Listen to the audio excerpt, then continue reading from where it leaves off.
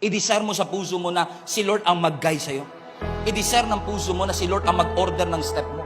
Na si Lord ang mag-lead sa'yo. Na si Lord ang mag-influence ng hakbang at decision mo sa buhay. Hindi feelings. Word of God.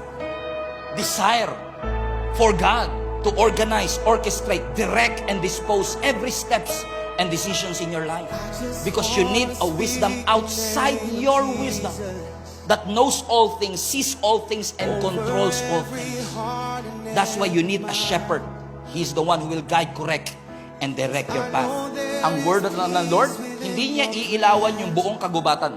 Hindi niya ipapakita kung ano mangyayari sa'yo 10 years from now. Pero ang kayang ipakita ng Word of God, yung susunod mong hakbang. Sabi ng Lord, dito kayo tumingin. Ito ang magdidirect sa inyo. Ito ang mag-guide sa inyo para magkaroon kayo ng matuwid. Hindi perpekto, pero matuwid.